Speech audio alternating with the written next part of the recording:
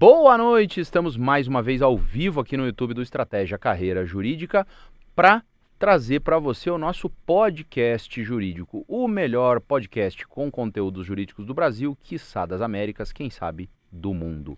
Eu sou o professor Paulo Souza, professor de Direito Civil aqui do Estratégia Carreira Jurídica e host deste podcast que chega ao seu 82º episódio.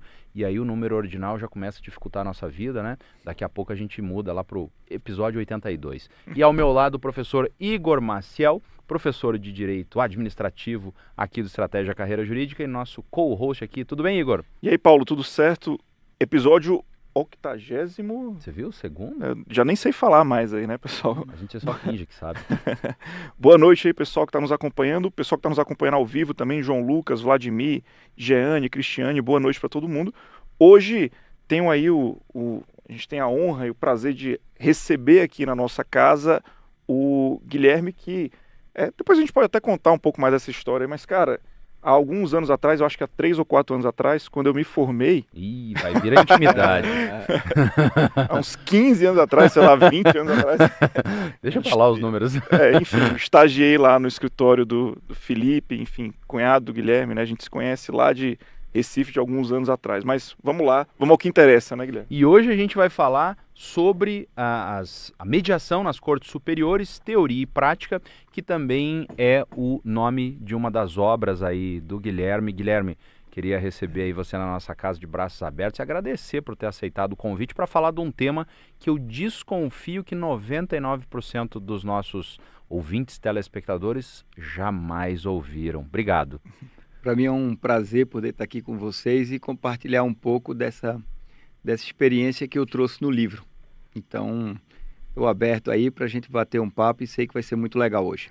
E eu quero lembrar para você que nos acompanha aí que você pode assistir todos os episódios anteriores do nosso podcast, os 81 episódios anteriores, pelo YouTube, se você quiser nos ver e ouvir, ou se quiser só ouvir, por todos os agregadores de áudio. Nós estamos aí no Deezer, Spotify, Amazon, Apple, onde tem um agregador de áudio, está lá o nosso podcast jurídico. Estamos todas as segundas e quartas-feiras, às 21 horas. Nas segundas-feiras, às 21 horas, o nosso News, trazendo as novidades legislativas, jurisprudenciais, doutrinárias ao longo da semana anterior. E às quartas, com a nossa entrevista. Então, não percam e acessem aí as nossas transmissões anteriores.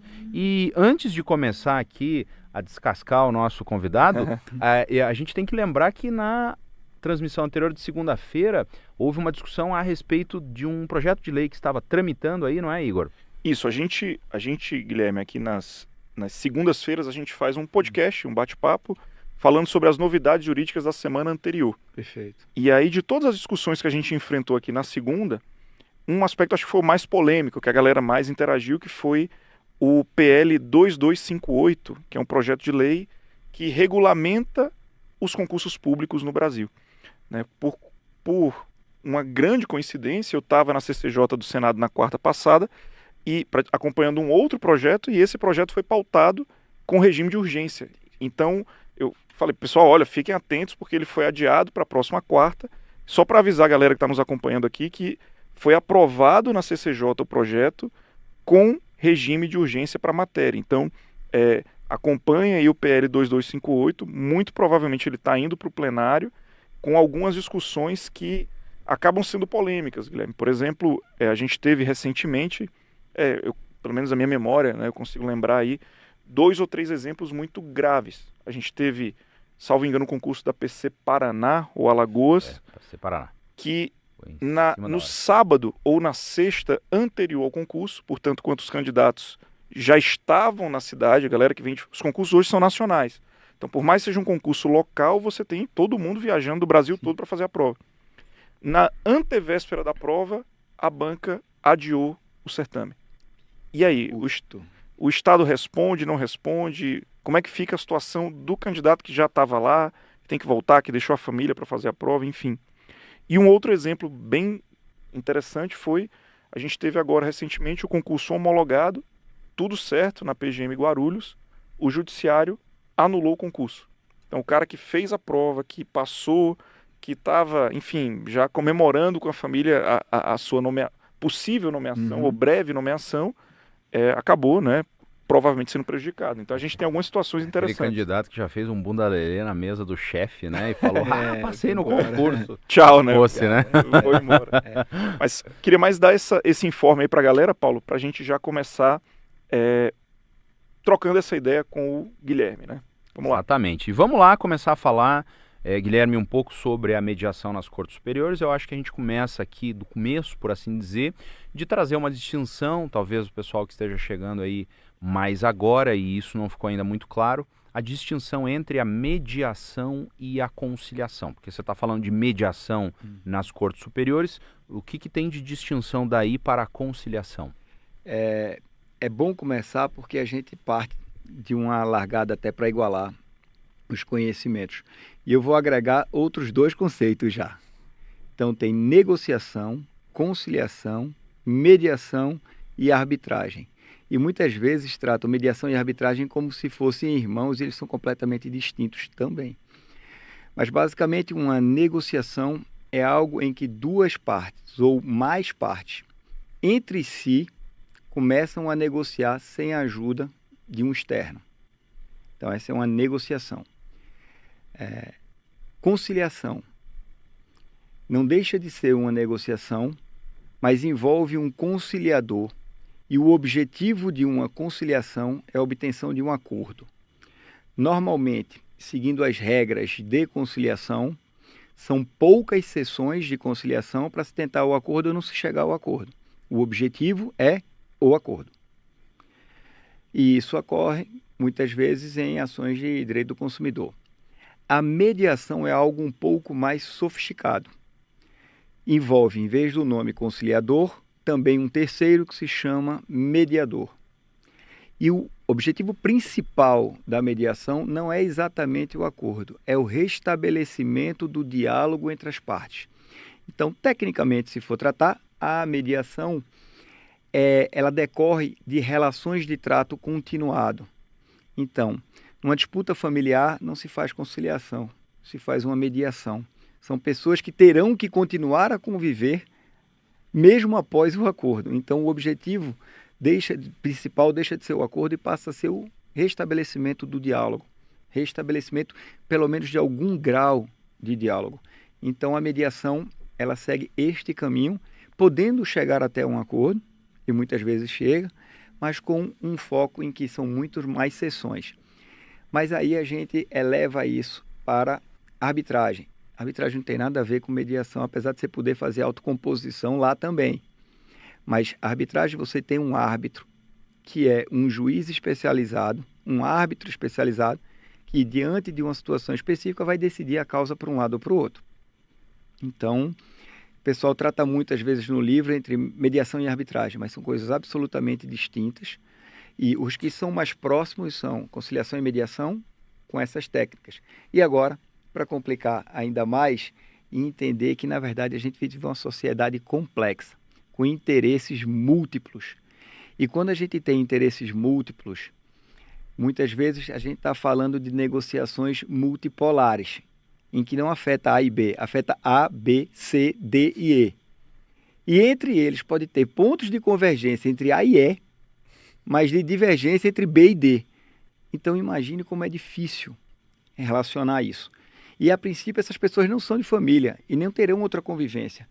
Então a princípio não seria mediação, seria conciliação. Mas como é que você cria um diálogo para poder chegar a um acordo, que é conciliação? Então, nas cortes superiores, Supremo, TST, STJ, naquelas lides que envolve uma gama muito grande de pessoas ou de interesses em conflito,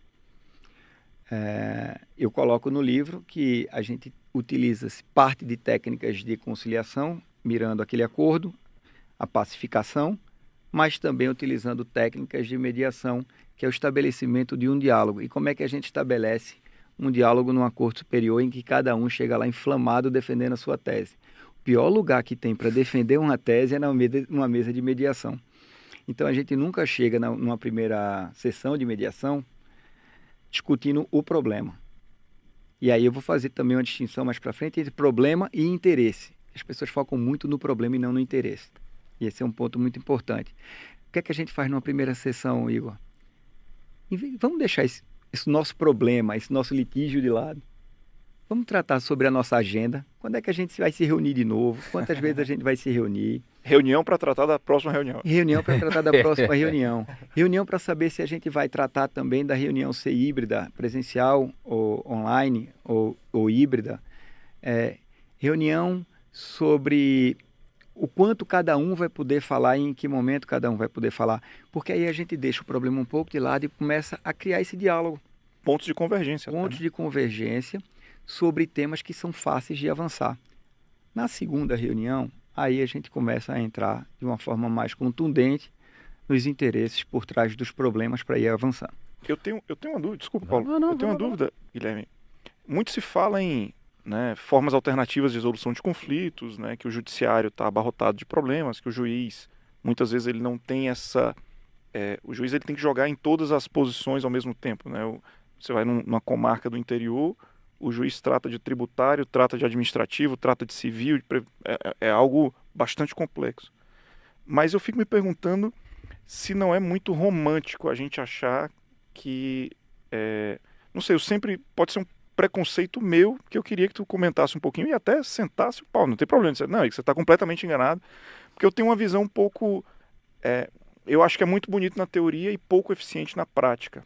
Mediação, arbitragem, enfim... conciliação. Excelente pergunta. E aí eu vou tratar... Ufa! Eu vou tratar sobre Zompa e BATNA. Que se você vai sentar numa mesa de uma mediação e não sabe o que é Zompa e BATNA, era melhor não ter sentado nessa mesa de mediação. A mediação e a conciliação, as técnicas de autocomposição, elas foram muito romantizadas. E não foram ensinadas de forma metodológica dentro da faculdade. Na faculdade nós aprendemos a litigar e não a dialogar. Então, eu acho que a gente tem que fazer um turn point sobre esse assunto. Por que não existiu a guerra nuclear? Porque eles negociaram. Por que eles negociaram? Porque um tinha medo do outro.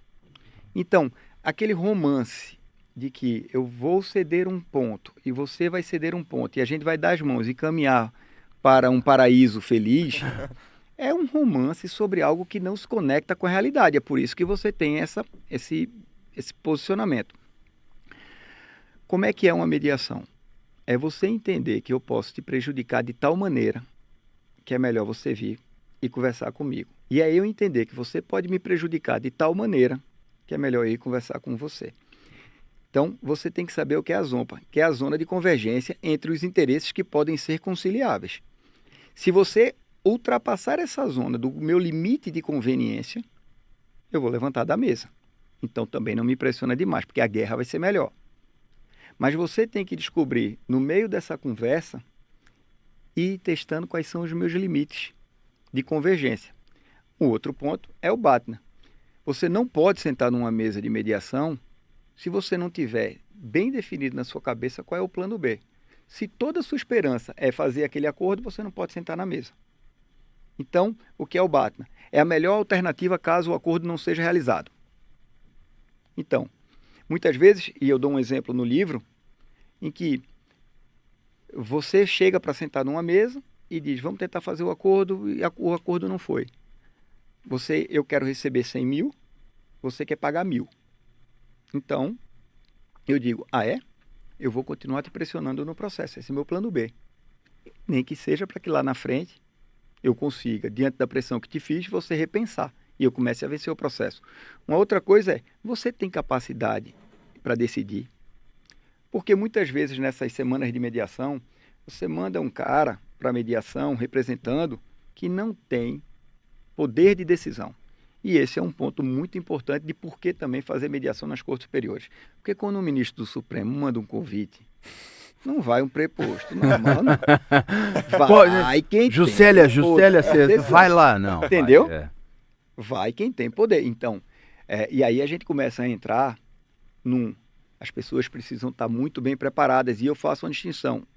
Muitas vezes, o advogado que sustenta uma tese perante uma corte superior não deve ser o advogado que nesta mesma corte superior sente para mediar para você. Porque esse outro está muito inflamado e muito apaixonado pela tese. E às vezes pode não ser especializado em técnicas de mediação.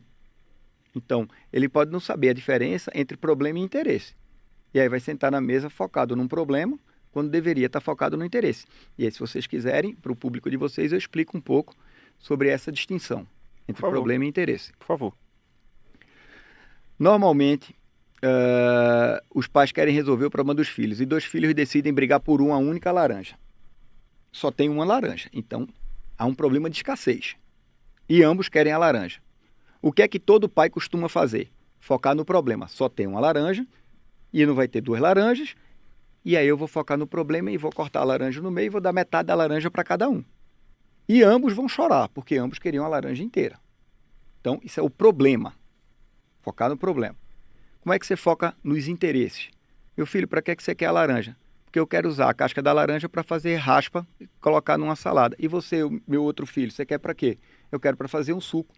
Ah, então eu consigo conciliar o interesse dos dois em 100% com uma laranja só. Eu te dou a casca e te dou o sumo. Então você tem que entender o que está por trás. Eu vou contar um caso real que aconteceu no Iraque. Eu até te peço para complementar, depois desse caso, exemplos desses casos de mediação que chegaram aos tribunais superiores. Para, né, cabeça nas nuvens, mas o pé no chão para a galera entender um pouco como é que isso chega lá. Tá. Eu vou primeiro contar um caso de como se evitou uma guerra. Que se você consegue evitar uma guerra descobrindo a diferença entre problema e interesse, um caso na Suprema Corte, como também a gente já conseguiu fazer alguns, participei, a gente consegue destravar. Depois da guerra do Iraque, conseguiram colocar agricultores para fazer a lavra da terra. A única cláusula que tinha lá, que impedia a lavra da terra, é que se descobrissem petróleo no subsolo. E eles estavam lá, investiram o resto do recurso que tinham, e quando estava perto da colheita se descobriu o petróleo. Então a empresa responsável pelo petróleo disse: eu preciso que vocês desocupem a área, porque tem petróleo e eu vou utilizar. E o pessoal disse: aqui eu dou meu sangue, eu já perdi tudo e aqui é o resto que me sobrou, eu não vou sair. E ia existir uma guerra civil no Iraque por conta dessa situação. Ah, está no contrato esse problema, estou aqui lutando pela minha sobrevivência. Então, qual o problema? Um tem um direito de retirar pessoas de uma terra e o outro tem um outro problema, um problema de sobrevivência. Então, se você ficar tentando mediar o problema, ele é insolucionável. Um tem o direito e o outro quer sobreviver. O que é que a gente vai? Para o interesse. Para que você, petrolífera, quer a terra agora? Não, porque eu quero fazer uma sondagem do solo. E quanto tempo você vai precisar para ocupar a terra? Não, só daqui a 4 anos. Agora eu só preciso fazer uma sondagem do solo para descobrir qual o tipo de petróleo que tem lá embaixo. E você, agricultor, quanto tempo, qual o interesse seu? Eu quero lavrar a terra e tirar o que eu plantei. Depois eu posso ir para outro canto. Então nota que você passa para o interesse. O para que você quer, ou o que é que você quer, e não qual é o problema. E a partir daí eles entenderam. Então você colhe sua terra e depois você libera a área.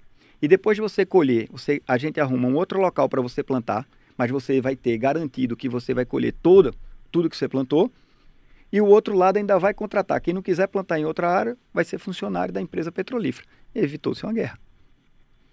Então, como é que se faz isso no STJ, por exemplo, uma mediação que eu participei e ainda participo?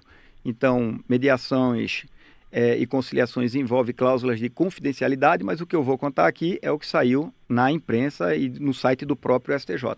A mediação maior e mais complexa da história do STJ eu participo, que era uma indenização de pessoas com relação a imóveis. Numa mediação também, ninguém está preocupado com tese. Não há reconhecimento de teses. Há acordo de vontades para que um problema, ou uma situação, ou um interesse seja suprido. E eu prefiro tratar, interesses sejam supridos.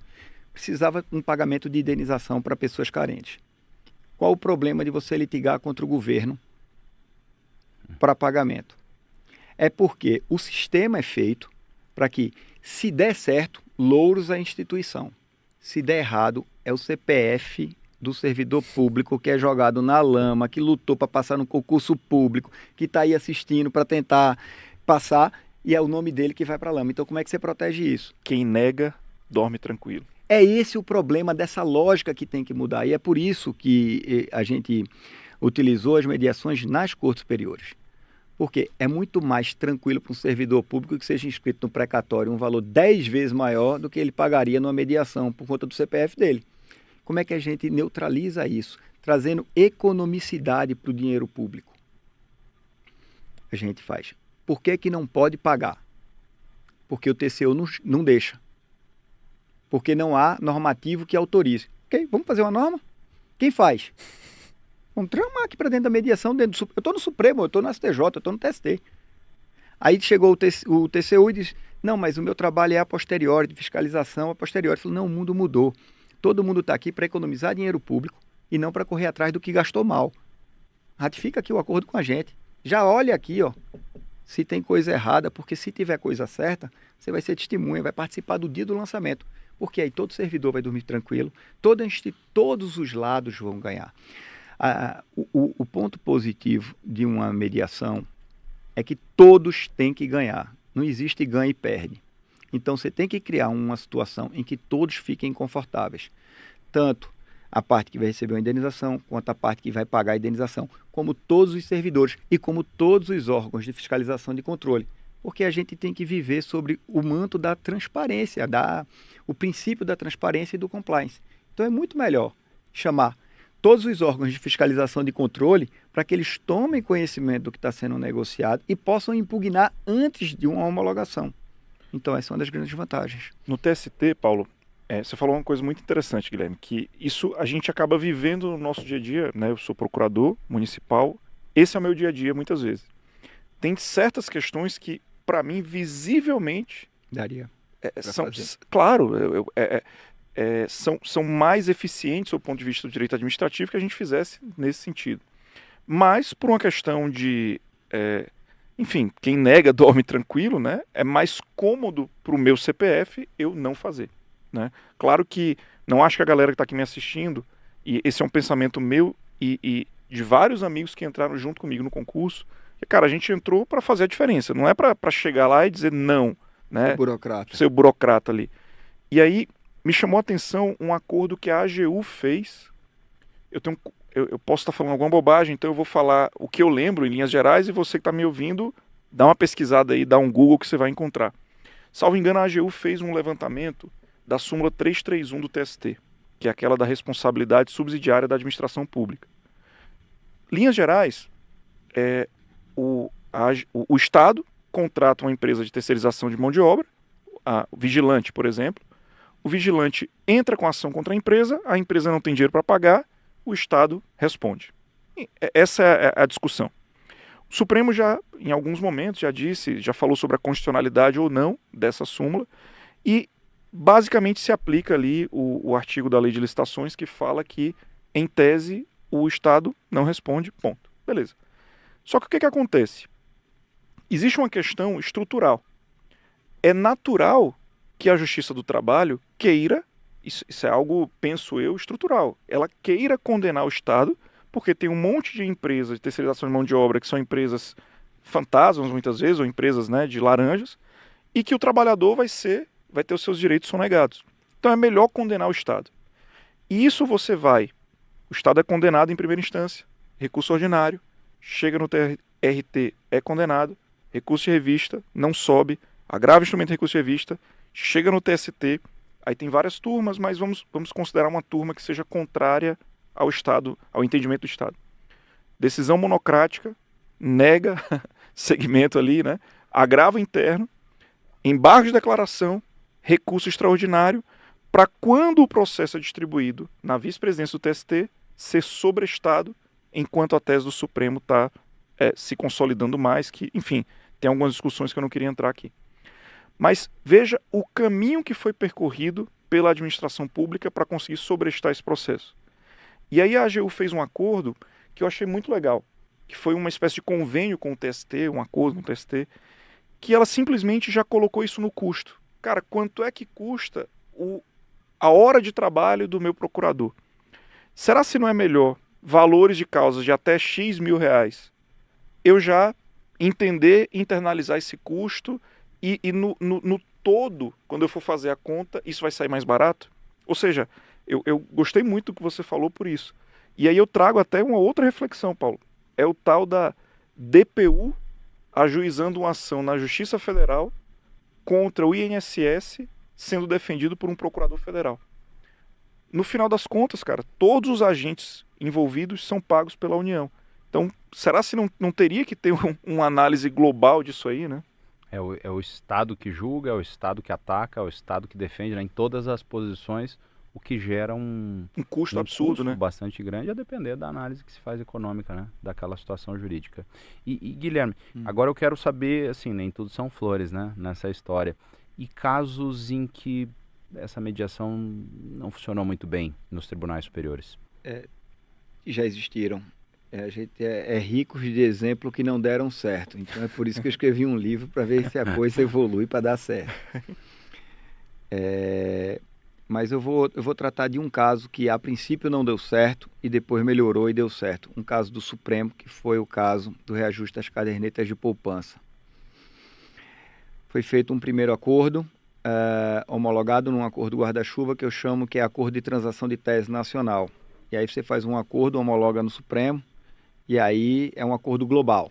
E aí você faz o teste de aderência, que é os processos individuais de pessoas que estão em primeira instância se querem aderir àquele acordo. Aderindo, está resolvido, que é o que eu chamo de teste de aderência.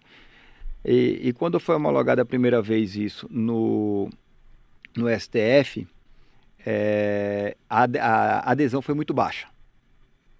Foi muito baixa. E aí eu trato, por exemplo, na obra, sobre a necessidade da representação adequada dos ausentes. Quem são os ausentes? São essas pessoas que estão embaixo, representadas por alguém em cima, e às vezes ele não teve a melhor representação. E aí você não gera um teste de adesão, uma adesão maciça àquela transação realizada. Esse é um primeiro aspecto. Um segundo aspecto que também houve, inicialmente parecia uma boa ideia, mas ela não se provou uma boa ideia, foi suspender todas as ações para dizer que as pessoas, então, com os processos suspensos, iriam passar a aderir ao acordo. A mediação é um ato voluntário que não pode ter esse tipo de pressão, porque uma pessoa que estava com o processo transitado em julgado disse: eu vou morrer, mas eu não vou, com esse deságio que foi dado, fazer o acordo. E aí depois o Supremo entendeu por retirar a suspensão dos processos e chamar de novo para um segundo acordo. E aí melhoraram as propostas e aí a taxa de adesão melhorou. Eu teria feito, eu não quero ser engenheiro de obra pronta, longe disso, o avião está voando, a gente está construindo esse avião. Talvez a gente até entre em assunto de avião hoje aqui, né? Está na semana, mas qual é a ideia de se fazer numa transação de tese nacional, seja no TST, no STJ ou no Supremo? Você não homologa diretamente toda a tese nacional, porque você pode estar com uma visão limitada. O que é que a gente conseguiu desenvolver como metodologia dentro do STJ? A gente fez o mutirão de projeto piloto, escolheu uma comarca, uns determinados processos e disse: essa nossa ideia de transação de tese nacional parece boa, vamos testar numa comarca para ver se vai ter aderência, do que você fazer uma homologação nacional e aí perder o controle sobre, inclusive, a efetividade da aplicação daquela própria transação. Pegamos uma comarca, fizemos um teste, foi um sucesso, 98%. Caramba! 98% de aderência. E aí é uma grande diferença também, num recorte rápido, a diferença entre precedente e fazer autocomposição. O precedente, todo mundo conta uma história que não é verídica, de que o precedente vai tirar processo da justiça. Não tira.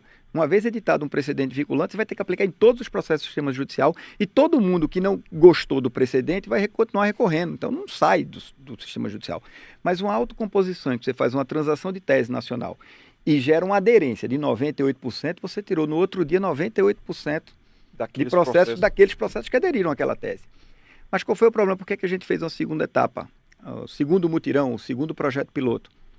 Porque deu muito certa adesão, mas a execução daquele acordo realizado, que é pagamento do destino final para aquela pessoa, tiveram gargalos, que atrasaram e que a gente podia melhorar. Então fizemos um segundo mutirão numa outra comarca, até para testar outro público. A aderência ficou ali 97,9%, então manteve uma aderência fantástica. E aquele primeiro gargalo de fonte de pagamento e efetividade do cumprimento, a gente conseguiu sanar. Fizemos então um terceiro mutirão em outro estado. E em cada vez que a gente faz um mutirão, a gente descobre um problema que a gente poderia melhorar. Então, eu desenvolvi como se fosse uma mandala, em que você planeja, executa o teste, verifica como pode melhorar e melhora de novo o sistema. E aí é um sistema em que ele vai se autoalimentando sempre para melhorar. Melhorou. A modelagem está boa agora.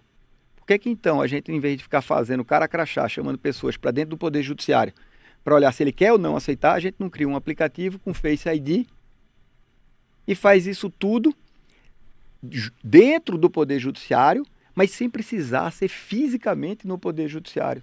Conseguimos rodar um sistema desse num acordo muito interessante que fizemos em Jaboatão dos Guararapes, um acordo que indenizou-se 1.100 famílias, sem ninguém precisar pisar dentro do Poder Judiciário. Que legal. Com homologação, com o Ministério Público Federal, com o Juiz Federal, com um monte de coisa e outras coisas que você quebra ali. Para todo problema que apresentam, uma mediação bem estruturada cria uma solução. Eu tenho uma dúvida, Guilherme. Pois não. Talvez seja também algo que o Paulo vai te perguntar.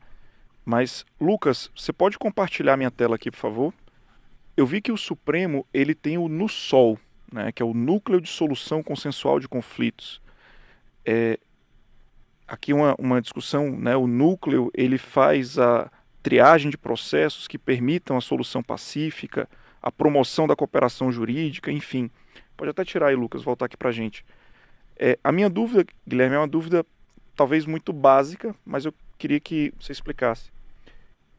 Só pode ser transacionado, só pode ir para mediação o processo que o ministro decide de ofício mandar para o NUSOL? Como é que funciona isso? E o que é esse NUSOL? Tá.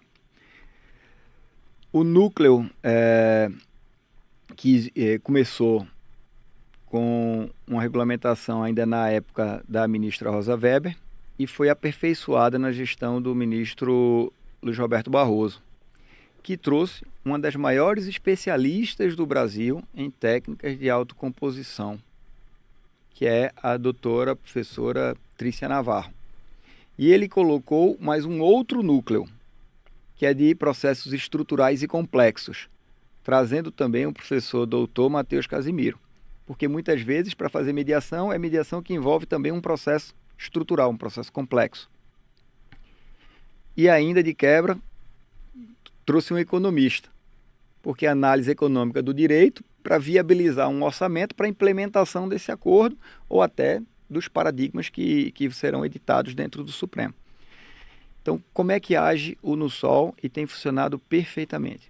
Pode existir uma triagem da própria presidência do processo que chega no Supremo e pode os ministros solicitarem que essa demanda seja remetida ao NUSOL para que tenha o apoio desse núcleo estratégico, que eu vou chamar de núcleo estratégico, dentro do Supremo Tribunal Federal, para que possa conduzir a mediação. Então, não é um ministro relator que senta para fazer mediação, como acontece em primeira instância. O ministro tem outros afazeres. E em tese, ou não tem em tese, até por princípio, se ele julga a causa, ele não poderia mediar, porque ele teria acesso a informações que são confidenciais. Então, muito boa hora, foi criado esse núcleo, o NUSOL, dentro do Supremo, muito bem conduzido pela professora doutora Trícia Navarro e com o apoio do Matheus Casimiro e eventualmente outros gabinetes também designam juízes instrutores, como o caso do professor doutor Diego Veras, de um gabinete, de um ministro supremo, que também vai lá com todo um perfil técnico para atuar. Como é que então se acessa as mediações dentro do Supremo? Como é que ela nasce? Eu acho que falta o Supremo informar isso no site. E falta o Supremo informar no site também um fluxograma de tramitação de uma mediação. Porque aí as pessoas, sabendo como ela começa, como ela se desenvolve e como ela termina, terão a segurança de poder acessar essa linha de diálogo para a autocomposição. Ela pode ser acessada de duas formas, ou de ofício pela presidência, ou de ofício pelo relator, ou a requerimento da parte. Como nós temos uma tendência do litígio, quando nós pedimos a realização de uma mediação, o outro lado já tem uma petição contra No mesmo dia. E eu tenho que dizer, isso é uma burrice. Isso é um preconceito infantil. Vá escutar o que o outro lado quer. Eu posso contar um caso verídico, sem dizer o nome da parte. Estava no STJ e eu falei para o meu cliente, olha, o seu direito parece bom em certa medida, porque é uma nulidade processual e eu estou aqui no STJ para declarar nulidade processual. Meu objetivo de provimento do recurso especial é declarar nulidade. Se declarar nulidade, o processo vai voltar para a origem para fazer uma perícia. Ou seja, a cruz vai estar, a espada está em cima de você ainda. E os juros, desde o ajuizamento da ação até chegar aqui no STJ, e depois, ainda que eu consiga voltar e a perícia seja feita e você ser condenado de novo, chegar aqui no STJ, só de juros, você vai gastar mais de 200%. Então, não está na hora da gente fazer um acordo com o outro lado. Aí ele falou, tá, Guilherme, solicita a mediação da forma que você entender dentro do STJ e eu já autorizo você a fazer um acordo pagamento integral, só tirando os juros, mas com correção monetária integral. Então todo o prejuízo do cara que ele está alegando, eu aceito pagar. E aí eu fui no gabinete e falei, tem como mandar esse processo para mediação? Ele falou, o senhor tem que requerer. Eu disse, não, se eu requerer, o outro lado tem uma situação de negativa pronta. Por favor. Quando o ministro pede, ninguém sabe o que aconteceu e todo mundo vai para a audiência. Não é isso? Não aceitaram esse meu pedido, que tem previsão no regimento do STJ, tá? Eu não estou pedindo nada demais. O que eu estava pedindo vamos quebrar a trave inicial do preconceito. Não consegui. Fiz a petição, no dia seguinte, a parte contrária veio e disse, não quero o acordo, porque ele estava vencendo e ela achou que ia vencer. Sabe o que aconteceu? Acaba sendo uma demonstração de fraqueza quem pede o acordo, talvez. Quem pede a mediação. Aí eles acham isso, que é uma demonstração de fraqueza. Ele não sabe que estava lidando comigo, que já tinha meu plano B armado. Eu já tinha o plano B armado. Não quer, tá bom, a empresa pediu recuperação judicial. E o crédito do cara é daquele mais podre que tinha. Foi pro fila. 600 anos. Daqui a 10 anos ele vai receber 20% se tudo der certo. Então, não era melhor ele ter sentado na mesa? A empresa poderia depois pedir recuperação judicial, né? Porque a circunstância não estava boa. Jogo, mas né? Ele teria recebido. Se ele tivesse me ouvido. E não esse preconceito. Não quero. Tá bom. E tem mais. Pediu recuperação judicial e o caso dele até hoje não foi julgado no STJ. Aí você falou um pouco sobre essa estruturação. O STF tinha que deixar isso claro para que as pessoas vissem, para que essa mediação ocorresse com mais frequência. Mas aí você tocou num ponto importante, a normatização disso. Até aqui a gente foi conversando e parece uma coisa assim, meio ad hoc, né? Olha, vou fazer uma mediação aqui, eu acho que vale a pena. Tem uma normatização sobre esse assunto. Como é essa normatização nas cortes superiores? Tá. No Supremo, deixou de ser ad hoc. Era ad hoc. E para quem está nos ouvindo, a DOC é essa que não é institucionalizada. O Supremo largou na frente. O STJ, recentemente agora, voltou a recriar o núcleo de autocomposição no STJ. Mas existem mediadores cadastrados no banco de dados do STJ em que a gente possa escolher o mediador? Ainda não. Existe a tabela de honorários de mediação para a gente saber qual o custo da mediação? Ainda não. Existe uma regra dizendo se a gente pode escolher mediadores externos ou se essa escolha é parte da própria corte. Quem decide quem é o mediador? Tem que ser sempre o ministro? Por que as partes também não podem escolher? Por exemplo, um dos maiores negociadores do mundo chama William Ury, que desenvolveu o programa de negociação com Fischer. Ele tem um livro muito famoso e ele é de Harvard. E se a gente quiser chamar ele para ser o mediador? Isso tem que estar claro dentro das regras de mediação. E eu falei no nome dele porque ele foi o responsável por solucionar grandes conflitos, dentre eles um conflito do Pão de Açúcar. Famoso. Um dos casos que choveu ação para todo lado, uma briga de anos. Qual foi a grande virada? A grande virada que ocorreu dentro do STJ em mediação? É que teve que ter uma virada de paradigma na cabeça dos próprios ministros. E quem inaugurou foi o saudoso ministro Paulo de Tarso Sanseverino. Porque na cabeça do ministro, eu estou aqui para julgar processo e fazer precedente. Estou aqui para estar perdendo tempo com ver se vai ter acordo, gastando tempo. Você falou um ponto interessante. perdendo tempo. Porque, veja, eu aplicar um precedente... Aí eu não queria falar... Vou fugir talvez um pouco do tema do podcast, fugindo um pouco da Corte Superior, pensando na cabeça do juiz de primeiro grau. É mais fácil eu analisar, pegar um precedente e aplicar, do que eu chamar, por exemplo, as partes, e pelo que você me falou aí, você conversou, a mediação é algo moroso, né? Algo que vai demorar, é algo que, né, a primeira reunião é para discutir como é que vai ser a próxima reunião. Qual é o ponto, então, Guilherme? É o valor da causa? É a quantidade de possíveis interesses conflitantes? Porque como é que a gente consegue achar esse ponto aí? Primeiro, falando mais sobre o tema da autocomposição, que era um meio alternativo de solução de conflito e hoje passou a ser um meio adequado de solução de conflito. Segundo ponto, o CNJ tem sido determinante na normatização dessas questões de autocomposição. Terceiro ponto, todos os tribunais do país tiveram que criar Sejusques e NUPEMEX. Então sai da mão do juiz, ele já manda para um setor específico lá, para que ele não precise tratar disso e tem pessoas especializadas que tratem disso. O que é que poderia melhorar? Existem demandas repetitivas em todos os tribunais. Previdenciária é um exemplo disso. Por que não, então, um tribunal concentrar as mediações sobre aquela demanda, sobre aquele assunto?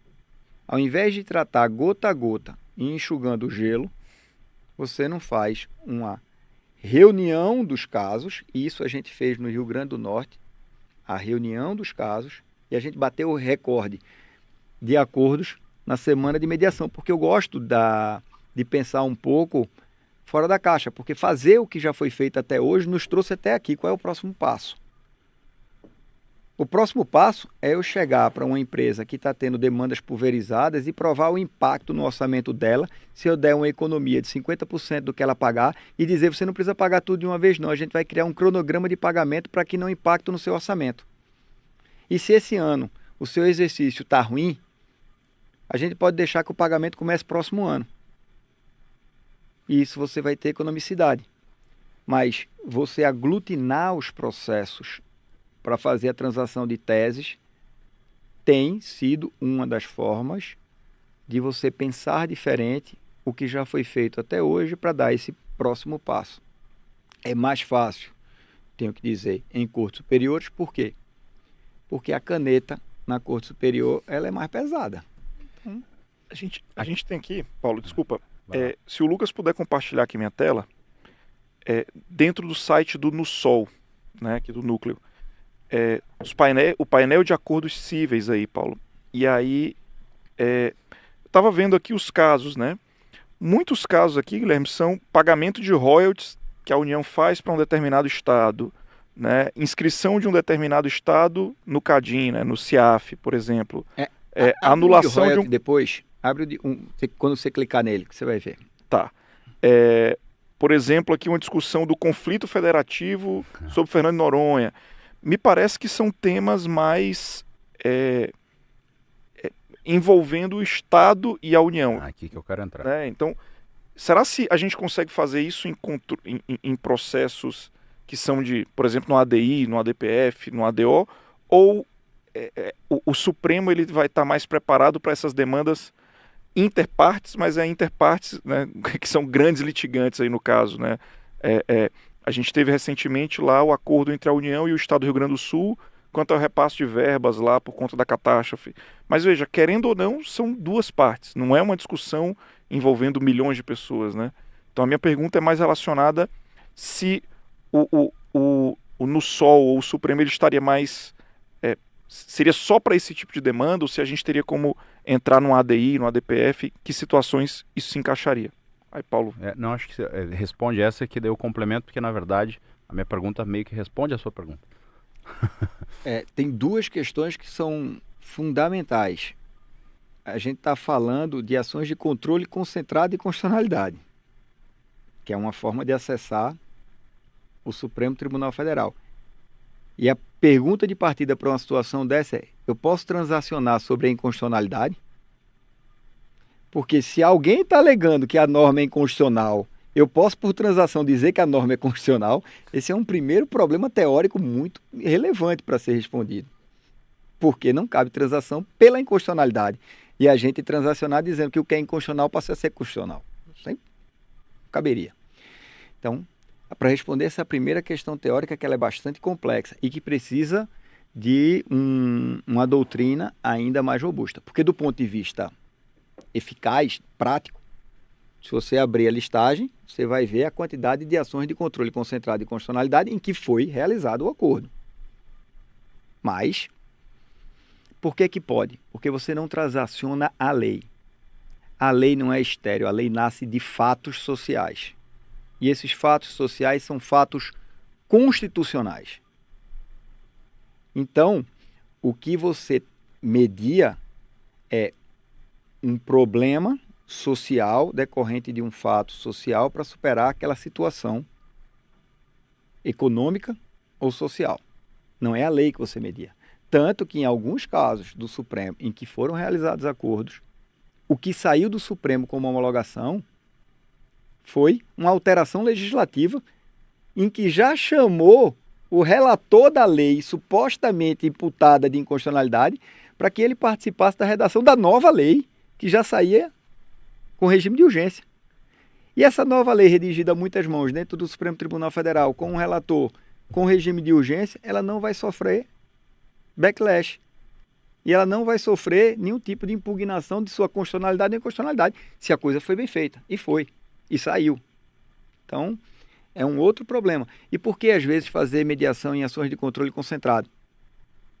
Por diversos aspectos. Mas um deles, vocês se lembram agora de um caso e eu posso falar porque é público, marco temporal. O Supremo jogou no mesmo dia saiu uma lei superveniente dizendo o que o Supremo disse. E aí o que aconteceu no dia subsequente? Pessoas que entendiam, por um lado, entraram com ação declaratória de constitucionalidade daquela lei nova que invalidava a decisão do Supremo, e a parte que entende que a lei tinha sido rebote, backlash, entrou com ação declaratória de inconstitucionalidade. Voltou para o Supremo e a gente vai continuar em parafuso. E numa briga que existe, legítima, de todos os lados que se olhar, que a gente tem que entender na mediação, que a gente tem que escutar com muito interesse e saber que as pessoas sentem dor e são legítimas em dizer seus problemas. Índio tem problema, quilombola tem problema, fazendeiro tem problema, o Estado tem problema, e a gente tem que entender isso. Mas voltou para o Supremo. E aí o que aconteceu agora no Supremo? Vão decidir de novo em cima da decisão, mandaram para mediação. Foi. Mas talvez seja a mediação mais complexa da história do Supremo. E talvez essa mediação seja histórica sobre uma nova construção sobre o diálogo constitucional e sobre os fatos constitucionais. Então, é absolutamente louvável a posição do relator, que foi o ministro Gilmar Mendes, de mandar o caso para mediação. E eu espero que as partes que sentem àquela mesa entendam a dimensão de poder criar a história do país, de não deixar uma heterocomposição do problema, uma dissolução adjudicada pelo Supremo pela segunda vez sobre o mesmo tema, e que as partes consigam dialogar e encontrar benefícios mútuos dentro desse diálogo. Se vai dar certo, a gente não sabe. Mas eu sei que é um novo marco da autocomposição no Brasil. Ainda que essa mediação não dê frutos, ela já deu pelo simples fato de ter tentado. Aí eu complemento essa questão do Igor, né? Volto aqui às questões que envolvem as ações individuais, REs, RESPs, RRs no TST também, porque a gente teve um caso que ficou relativamente famoso, não tão famoso porque não estava em segredo de justiça, já originariamente, porque tratava de direito de família, que envolvia uma situação, né? um problema que na realidade era a dissolução de um casamento, e que a partir dessa dissolução nós tivemos a propositura de 19 ações diferentes que tramitavam em diferentes comarcas, em diferentes foros, né? Questões que envolviam criança e adolescente, aqui, família, ali, vara civil acolá, vara criminal ali.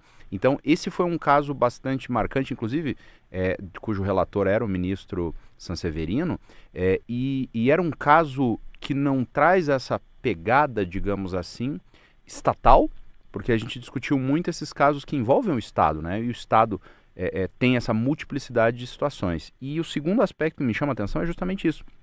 Porque em que pese o caso tratasse de 19 ações movidas entre as partes, era uma disputa, digamos assim, de cunho muito individual, que atingia terceiros, porque a gente tinha ali o interesse de crianças e adolescentes, dos filhos relacionados àquela união, a gente tinha sociedades empresariais que estavam sendo impactadas por essas ações, a gente tinha milhares, né, para usar uma expressão um pouco chamativa, de escritórios de advocacia que atuaram ao longo do tempo naquelas demandas e todos, acho que como você chamou bastante atenção, todos com interesses legítimos, né? Então empresas que estavam sendo impactadas, pessoas impactadas, advogados impactados, o judiciário muito impactado e aquela guerra muito intensa, mas que não tinha esse cariz coletivo, né?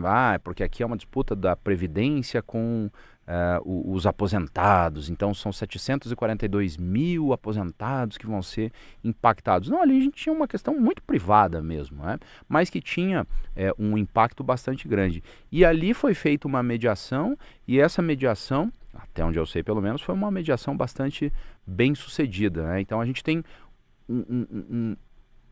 um caso completamente diferente, em que a perspectiva é completamente diferente, as premissas completamente diferentes, mas a mesma mediação foi utilizada e numa perspectiva muito individual que talvez fuja aos olhos de quem pensa nessa mediação apenas para aquelas grandes teses tributárias, grandes teses previdenciárias. Eu sei exatamente que caso é esse. Esse caso foi a virada no STJ que abriu a possibilidade de mediações. Inclusive, o ministro não está mais entre nós, ele faleceu ano passado, e eu acho que se existisse uma sala de mediação dentro do STJ, tinha que ter o nome do ministro, porque esse caso, os advogados estavam na tribuna para fazer a sustentação oral, e o ministro estava com o voto pronto. E ele entendeu, na hora que chamou o processo, com os dois advogados lá, pelo menos os dois do caso, porque eram 19 processos que envolviam essas questões todas que você falou, ele disse, o que eu julgar hoje não resolve o problema. Que legal. Vocês não querem que eu não julgue hoje e vocês vão sentar numa mesa de mediação, eu chamo um mediador experiente, salvo engano nesse caso, era o ministro aposentado Aldir Passarinho e a Juliana Loss, que tem formação inclusive fora, é professora da FGV, craque no assunto, e vocês sentam lá e tentam resolver. E qual é a grande vantagem dessa mediação? É que ela não fica restrita ao objeto da ação. O objeto daquela ação era alimento, mas tinha ação societária, tinha ação de guarda de filhos. No processo pinçado, você consegue ampliar o objeto da transação, da negociação, da mediação e resolver todos os 19 processos. Isso foi feito numa corte que estava pronta para julgar, com pauta marcada e os advogados na tribuna. E esse caso foi emblemático porque ele saiu no site do STJ e repercutiu no Brasil inteiro. E por isso eu digo, foi um marco na virada do STJ para a abertura da autocomposição, e por isso eu acho que, quem sabe, o ministro Herman agora é o novo presidente e agora está se institucionalizando a mediação dentro do STJ. Não tem uma sala, ministro Paulo de Tarso Sanseverino, para todo mundo se inspirar. Se inspirar de que, às vezes, você está na hora da guerra, que é ali da tribuna, e dizer, não, vamos dar um passo atrás e vamos conversar e solucionar. E foi isso que foi feito. Então, ela serve, e é um outro ponto que eu queria deixar muito claro, ela serve para transação de teses nacionais, e que não é só governo, porque da caderneta de poupança eram bancos e poupadores, né? Então, todo mundo, né? Todo mundo. Isso desenvolve todo mundo. A outra, uma tese que envolvia governo, mas atingia todos nós. Aquela que foi transacionada e se chegou a um acordo parcial, que é muito comum falar sobre acordo parcial, que as pessoas não sabem disso. Acordo parcial. É possível. A gente não precisa transacionar em tudo. O resto deixa para julgar, mas parcial. ICMS dos combustíveis. E no meio daquela disputa e daquela autocomposição que estava ocorrendo, teve troca de governo, assumindo oposição. E mesmo assim frutificou a composição dentro do STF. E atingia todos nós, porque a gente não quer pagar mais imposto. Mas cada estado estava lutando, inclusive o teu, estava cada um lutando por suas perdas. Cada um por si. E por isso também a importância de ter o Guilherme lá, que é o economista dentro do Supremo, porque cada um vem com um argumento até terrorem dos números. E aí tem um economista da FGV, que da FGV não sei se ele é da FGV, mas ele era economista do CAD. Então, cara, fera. Vai dizer, não, mostra sua metodologia de cálculo, abra aqui. Vamos discutir. Bora discutir agora, a matemática, para a gente chegar na matemática. Então, nota como você cria um tripé dentro do Supremo, em que tem um especialista para entender a complexidade do que é a implementação de uma política pública de direito fundamental em processos estruturais, e aí tem o Matheus Casimiro, que consegue entender isso, inclusive com a experiência trazendo casos que ele estudou da África do Sul, da Colômbia, que ele fala da América do Sul ou do Sul global, muitas vezes, porque aí pegou casos da África também, para trazer essa experiência de como você implementa política pública, porque não é a decisão do Supremo que diz que tem que ter creche de 0 a 4 anos que vai sair do noite para o dia surgindo. Como é que você implementa uma política pública? Cadê o orçamento? E é uma outra questão daquele livro que eu lancei lá no Supremo recentemente, uma obra coletiva que eu coordenei com o ministro Balazeiro e o procurador Afonso sobre processos estruturais, em que é uma situação muito específica. O Ministério Público entra com uma ação contra um prefeito dizendo que ele tem que construir uma escola. Aí ele tem uma ordem judicial para construir a escola. Aí ele pega o dinheiro do orçamento que estava carimbado e desvia para cumprir uma ordem judicial de construir uma escola. E depois o Ministério Público entra com ação de improbidade administrativa contra ele porque ele não cumpriu o orçamento, porque ele construiu a escola. Então, as coisas precisam ser melhor dialogadas na implementação de políticas públicas.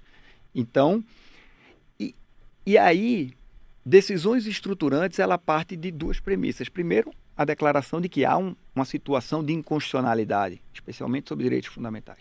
E a segunda é um plano de implementação em que a decisão ela é aberta. Não tem como o ministro do Supremo prever como resolver o desastre de Mariana. Não tem, não dá. Tem que se criar um plano, e é um plano dialogado. E aí o que é que eu digo? Qual a diferença de um processo estrutural de uma autocomposição simples? É porque no processo estrutural tem que ter o diálogo, porque tem que ter a participação das partes, dizendo que vai montar um plano para implementação, mas com uma forçadia da caneta do juiz. Está faltando dinheiro, vão mandar bloquear. Ah, não, encontra dinheiro, só pede um prazo. Então, não deixa de ser uma solução em alguma medida negociada. Qual o problema dos processos estruturais e das negociações em processos estruturais? É que não existe o controle da representação adequada das minorias nesses casos. E não existe tanto para a composição, que eu acho que teria que existir, e isso envolve também honorários contingenciais, que a gente pode falar, e nem quando afetam processos para julgamento de teses repetitivas ou de repercussões gerais. Se pega o caso, porque o caso parece bom, de um lado tem sempre uma grande corporação e do outro lado é o advogado José que só tem essa ação. Ele tem punch, ele tem maturidade técnica de atuação perante uma Corte Suprema para que a voz dele reflita o direito de milhares de pessoas que estão fora, dependendo do trabalho desse advogado. Olha o problema de você não tomar conta da representação adequada dos polos. Uma ação contra banco vai estar a Febraban e todos os maiores. E o poupador vai estar na mão de que advogado? Pode ser um muito bom, pode, e vai ser ótimo, porque ele vai ter que ter a responsabilidade de atuar representando todos os outros poupadores do Brasil inteiro. Numa guerra jurídica dentro do Supremo ou dentro do STJ. Então as coisas precisam ter essa nova atenção, eu acho, das cortes superiores para a representação adequada, tanto nos acordos quanto nos processos selecionados para precedente, e até trocar de advogados. Você se associe com outros advogados que tenham capacitação e experiência comprovada nisso, mas também aí a gente entra num outro viés que eu estou só terminando aqui, que é, essa pessoa precisa ser remunerada. Eu ia entrar nesse aspecto. Na verdade, você trouxe vários pontos aqui bem interessantes. Eu vou pedir para a galera que está nos acompanhando colocar as dúvidas aí no chat, porque o João Lucas perguntou, professor, como é que fica um caso onde há uma disparidade muito grande entre as forças das partes, quando uma parte é capaz de prejudicar a outra de uma forma muito maior? Eu acho que é bem esse exemplo que você trouxe, né? A gente costuma ficar atento, a gente conversava antes de entrar aqui, que eu hoje estou na PGM Porto Alegre, nas cortes superiores. E a gente tem grupos de WhatsApps com outros procuradores de cortes superiores para que a gente fique atento aos precedentes. Porque o que acontece? Às vezes chegou um precedente que discute a imunidade tributária de uma concessionária sobre o pagamento de ISS, o pagamento de IPTU, que vai ter um mega reflexo em todos os municípios do Brasil, e é uma causa de um município de Buracópolis, que o advogado é um advogado contratado, não é procurador.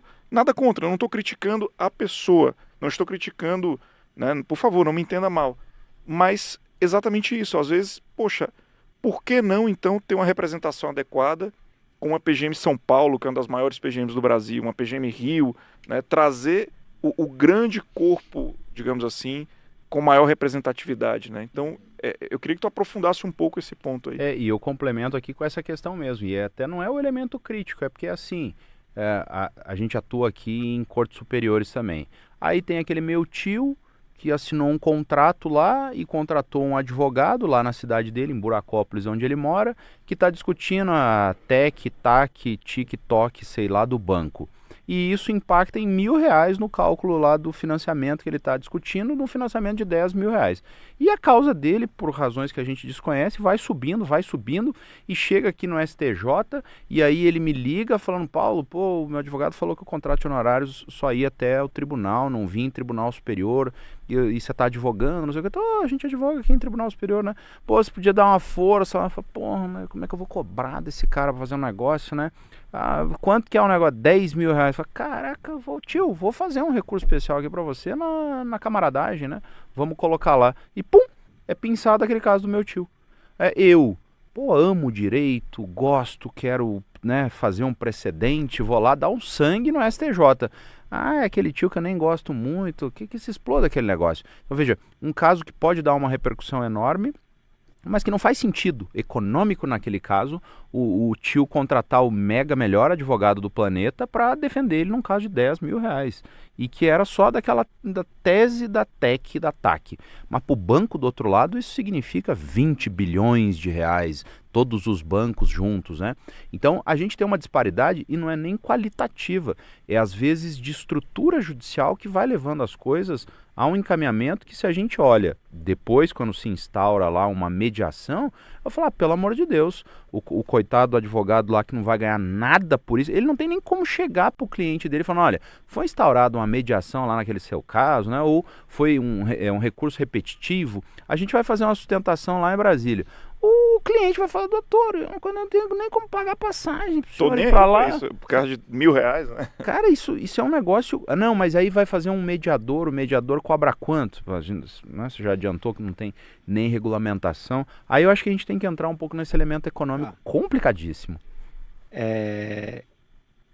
Se procurador está preocupado e está com um grupo do WhatsApp e é forte institucionalmente, e tem organizações, sejam oficiais ou não oficiais, que grupo de WhatsApp é não oficial, mas são minimamente organizados e altamente competentes. Imagine o grupo pulverizado, desorganizado do TAC-TEC. Então, se dói em você essa questão da representatividade para representar uma procuradoria, imagine o resto de hipossuficiente com causa pequena. Como é que a gente balanceia isso? O único ministro do STJ que eu vi tratar desse tema em sessão de julgamento foi o ministro Herman Benjamin, que é o próximo presidente do Superior Tribunal de Justiça. É o que eu falo sobre o controle da representação adequada. Tem que ter, tanto no caso de vocês, respondendo o público, quanto do caso da gente. O que é que eles, no Fantástico... Desculpe, posso ser sincero, né? Fantástico Mundo de Bob.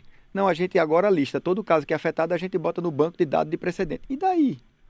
O pessoal é desorganizado e não sabe. Tem um fundo para custear essa ação, para o hipossuficiente?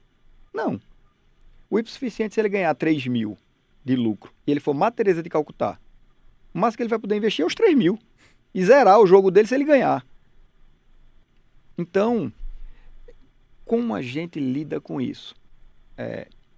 Eu penso que um dos caminhos é o que foi adotado no Supremo numa autocomposição dos planos econômicos, que são honorários contingenciais. E assim você equilibra os pesos. E eu vou explicar então agora o que tem no meu livro sobre honorários contingenciais, que é o que tem no meu livro também, falando da representação adequada e qual o limite econômico que se pode investir numa demanda. O banco, se ele investir 10, 15, 20 milhões na contratação dos maiores especialistas, está ótimo para ele, porque ele está a economizar. Se ele ganhasse 1 bilhão, mas e o cara que só ia ganhar 3 mil? Ele não vai poder investir nem na passagem do advogado dele para vir aqui em Brasília, porque a passagem está 3.300 e de volta. Então, como é que a gente faz honorários contingenciais? Quem vai representar o Brasil primeiro tem que comprovar capacidade técnica. Nem que a gente mude a legislação, se não... Temos que adequar isso para que os pesos na discussão sejam equivalentes. Então, ele tem que comprovar qualidade técnica. Nos Estados Unidos é assim, nas class actions, você tem que comprovar qualidade técnica e capacidade econômica de estar naquela briga. E se não tiver, e se tiver, você tem que dar honorários para esse advogado, dizendo é um percentual baixinho, mas em cima de todas as ações que ele ganhar, que a tese for vencedora. Isso, não estou inventando a roda. Isso existe no mundo, mas existe no Brasil, homologado pelo Supremo, na ação das cadernetas de poupança. Foi estabelecido honorários contingenciais lá. Eu só acho que isso precisa ser mais divulgado. Por quê?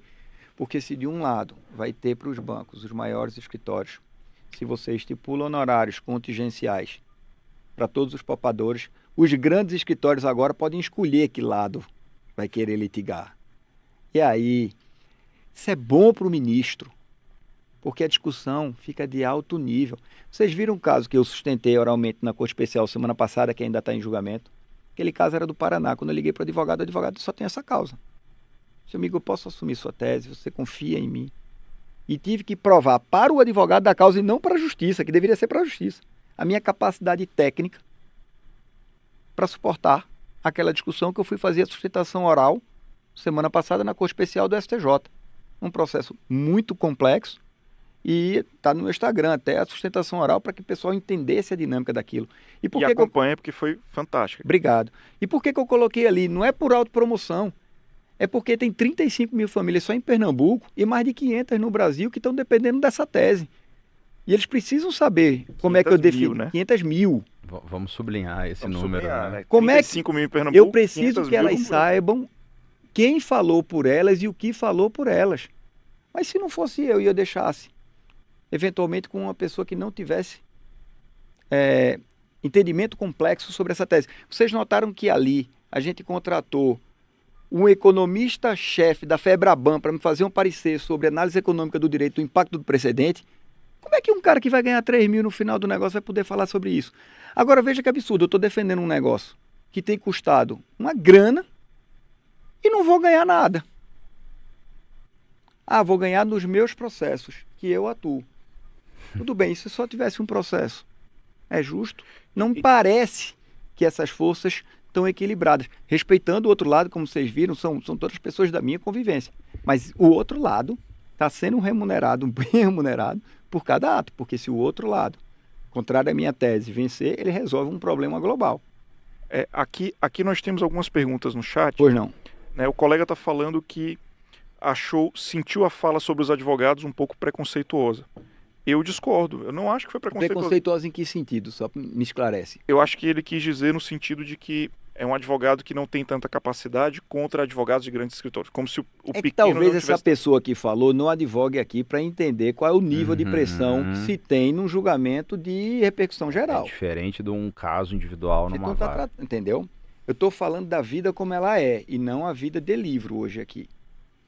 A pressão, o nível de informação e o nível de entendimento sobre a dinâmica de julgamento de uma corte, ela é diferente na edição de um precedente vinculante, dentro do Supremo, no plenário do Supremo. Quando envolve bilhões, então... Para você entender, na Alemanha, não é todo advogado que pode advogar na Corte Suprema, não. Tem uma lista de advogados que pode atuar na Corte Suprema. E só pode ser aquela lista. Aqui se tem ideia de qualquer advogado, no dia que se habilita e tem OAB, já pode ir para o Supremo. Não é assim as coisas, entendeu? Especialmente quando você defende interesse de outros que serão afetados, porque é só seu cliente e você é uma coisa. Então não é preconceito contra advogado, é limitação técnica que pode ocorrer, porque se não ocorrer e o cara for o craque, tá ótimo, estamos bem representados. Mas também tem que valorizar então esse cara, economicamente, porque do outro lado a força vai vir grande. Mas eu tenho um destaque. Pois não. Você falou algo que eu gostei muito, que é, eu vi a sustentação, né, como eu disse, digna de elogios, muito, muito bacana, muito bem feita. Mas uma coisa na sustentação me chamou a atenção, que foi exatamente essa análise econômica do precedente. Então, no meio da sustentação, lá pelas tantas, não era apenas... Nós sabemos que o mundo não gira em torno apenas da tese jurídica, né? Não é com base no artigo tal da Constituição, esse aspecto é constitucional ou inconstitucional. Se eu julgo de um jeito ou de outro e o impacto quebra o país, me parece que né, eu vou ter que fazer uma ponderação ali. Né? E é assim que acontece, a vida real é assim. Mas eu gostei de um ponto da sua sustentação, que você falou algo como, olha, inclusive nessa análise técnica, econômica que nós fizemos, o impacto equivale a um semestre, ou a um bimestre, ou a um trimestre do faturamento. Algo assim, não tem esse impacto, esse terror que vai todo mundo quebrar. Isso eu achei fantástico, cara. É porque política dos grandes números. E o que eu vou contar é porque saiu na imprensa. O ministro da Fazenda foi ao STJ e soltou que o impacto econômico era de mais de uma dezena de bilhões. E saiu na imprensa de que ele tinha ido lá. Qual foi o cálculo que ele fez para chegar a dezenas de bilhões? Que é um argumento muito que o governo sempre usa, que é o ad terrorem, o argumento do terror dos números que o Brasil vai quebrar. É que, para chegar a esse número, se pegou a seguinte base: todas as pessoas que têm contrato no país, e todas essas pessoas que têm contrato no país irão entrar na justiça, e todas essas pessoas irão vencer seus processos. Agora vamos para o dado real. De todos os contratos que estão aportados dentro do sistema, 1% entrou com ação. E nem todos desse 1% vão vencer essa ação. Então, estão notando a diferença do que é análise econômica do direito, mas não sou eu que disse, porque se eu disser isso, é argumento jurídico, é pelo menos argumento retórico. Por isso que a gente precisa de um economista. E por isso que também na sustentação oral, eu falei que talvez seja uma boa hora do STJ fazer como o Supremo, ter dentro dos seus quadros um economista, para dar suporte aos próprios ministros sobre a análise econômica do direito. De uma maneira mais imparcial, né, inclusive. Que conecte dentro de uma metodologia que pode ser comprovada, né? Para que ninguém fique só no argumento. Então, era isso que eu quis provar. E aí, dentro desse impacto, que ainda era bilionário, dentro da perspectiva que eu coloquei, é um outro aspecto, que é um problema de 20 anos geraria um impacto de, no máximo, 1,4 bilhões. Parece um horror, 1,4 bilhões. Mas a arrecadação do primeiro trimestre de 2024 foi de 2,3 bilhões. Então, pelo amor de Deus, se a gente vai resolver um problema de 20 anos, com 3 meses de arrecadação, e ainda vai sobrar troco, vamos resolver. Eu acho que esse é o aspecto, né? A gente volta aqui, o meu colega, o meu valoroso colega que está lá na advocacia, que o recurso especial subiu, que o RE subiu. Aqui tá. Vamos mudar as palavras, né? Eu sou um excelente advogado, eu não vou contratar o maior economista do Brasil para rebater esses números. Por quê? Porque eu não tenho esse dinheiro, o meu cliente não tem esse dinheiro, não faz sentido para mim, não faz sentido para ele, não faz sentido para ninguém. Mas, na verdade, faz todo sentido, sistematicamente falando. E qual era a melhor solução? Em vez de eu estar ali naquela tribuna, era a gente estar sentado resolvendo a mediação. Não ia gastar com economista, não ia gastar com parecerista, não ia gastar tempo da corte. A gente estaria a dizer, vamos pegar esse dinheiro aí, vamos tentar resolver aqui conversando, que talvez... E o tema de hoje, como é mediação, é isso. Vamos resolver... Eu tenho uma pergunta aqui do João Lucas, cara, que eu gostei muito. E foi pergunta do João Lucas que outros colegas endossaram. Que é, a partir do momento que a gente vai fazer uma mediação, e eu particularmente concordo, acho que é esse o caminho, acho que tem demandas que aplicar o direito como ele talvez gere um prejuízo maior do que a gente tentar uma solução. Aqui eu trago um exemplo. Imagina uma concessionária de lixo que está reiteradamente descumprindo o contrato de concessão. a gente aplica multa atrás de multa atrás de multa. Isso aconteceu, inclusive, é um caso prático, né, que eu vivenciei. Aí você vai ver lá quanto é a multa que já está nas costas dessa empresa que a administração aplicou. Sei lá, 10 milhões. Qual é a margem de lucro do contrato? Sei lá, não interessa, mas tem mais 5 anos de contrato pela frente que o cara não vai ter de lucro o dinheiro para pagar esses 10 milhões que já tem de multa. Cara, não é melhor a gente chamar e dizer, meu irmão, vou te perdoar aqui, só presta o serviço bem feito. Não, mas se eu fizer isso, o Ministério Público vai nas minhas costas, o TCE, o TCU vai nas minhas costas. Cara, então vamos fazer um acordo dizendo o seguinte, olha, eu vou suspender as tuas multas, tu presta um serviço bem feito, e aí no final, dependendo de como chegar no final, a gente resolve a tua multa e perdoa aqui. Talvez seja melhor do que eu aplicar a multa, entrar com a execução, o cara quebra, pede um RJ e eu fico sem o milho e sem a pipoca. Eu fico com o serviço sendo mal prestado e no final do dia o interesse público não é receber os 10 milhões, é a população receber o serviço bem prestado. E aí, enfim, trouxe um caso para exemplificar porque eu vivi isso na prática. E aí a pergunta do colega é, cara, se eu trago o legislador com o seu exemplo, você falou há pouco, se eu trago o legislador para dentro do judiciário, com o cara do Tribunal de Contas, com o Ministério Público e a lei sai daqui, isso não seria uma agressão à separação dos poderes? Pelo contrário, agora vai estar andando de mão dada, entendeu? É o oposto. Então a resposta se responde assim, é o oposto que você está imaginando. Em vez de separar ainda mais, você está unindo as instituições para o bem do país e o bem da democracia. Ninguém quer estar em briga, não. Ou pelo menos ninguém deveria querer estar em briga. O ideal é a paz social.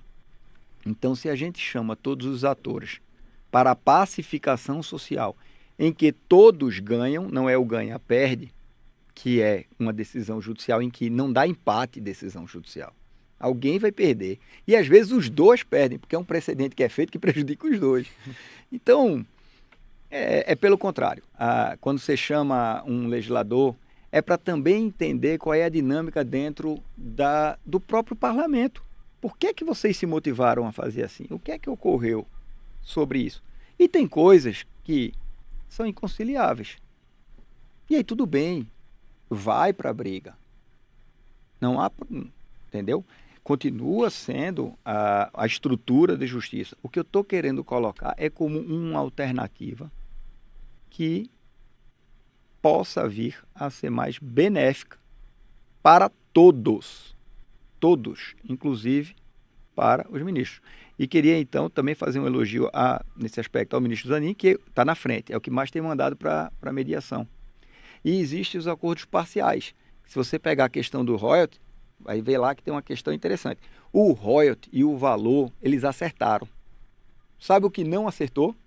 Os honorários do advogado que respondia pelo royalty. Não querem pagar. E ele falou, então, vamos para o pau, vamos para a briga, para a estipulação do valor. Mas o principal foi pago. E é uma coisa muito interessante desses acordos. Porque você nota que existe o acordo de parte a parte, mas sempre tem um advogado. Quando é o público, está fácil. E quando tem o advogado privado do outro lado, que nessas ações de royalties parece que são advogados especializados nessa matéria, contratados especificamente para isso. A União não quis pagar o advogado. Ou não o que o advogado entendeu que teria direito de receber. Então fizeram transações parciais. Acertaram, parece, o reembolso de royalties, em alguns casos que eu já estudei, mas com relação ao arbitramento dos honorários, vai para a briga. Curioso, você me fez pensar aqui, agora voltando ao início, né? Distinção de problema e interesse. Me parece que nesses casos a gente resolveu o problema, mas não conseguiu conciliar todos os interesses, né? E aí ficou esse interesse pendente para a resolução futura. Exatamente. E tudo bem, mas olha o quanto já avançou. O Estado botou dinheiro no bolso, entendeu? Aquela questão que impactava a economia, solucionada. Quer ver um acordo parcial também muito interessante no caso do ministro Zanin? O edital da Polícia Militar. E agora todo mundo concurseiro, edital da Polícia Militar. Botavam uma cota baixíssima para a mulher. Acho que era 10% só de vaga para a mulher. Entraram com uma ação para declarar a inconstitucionalidade dessa situação jurídica. Fizeram um acordo parcial para não travar o concurso. Disse que é meio a meio para esse edital. E agora, para os da frente, a gente vai estudar como é que a gente que tipo de acordo a gente faz. Mas fizeram uma transação parcial para dizer, para esse edital aqui está liberado para não travar o concurso, porque precisa de policial, todo mundo está precisando. E aí iria travar para uma discussão de Deus sabe quando. Então é possível você fazer transações parciais. Perfeito. E aí o Elton falou algo que eu gostei.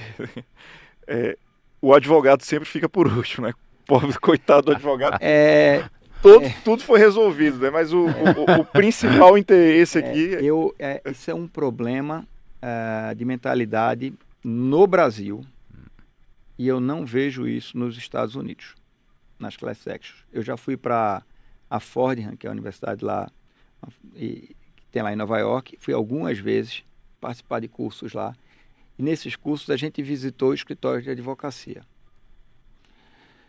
E é completamente diferente daqui. É absurdo isso, porque faz a transação e diz o advogado não merece. Mas foi o advogado que levou a tese até a transação. Eu não quero tratar de um outro assunto particular meu, que também tenha ocorrido isso,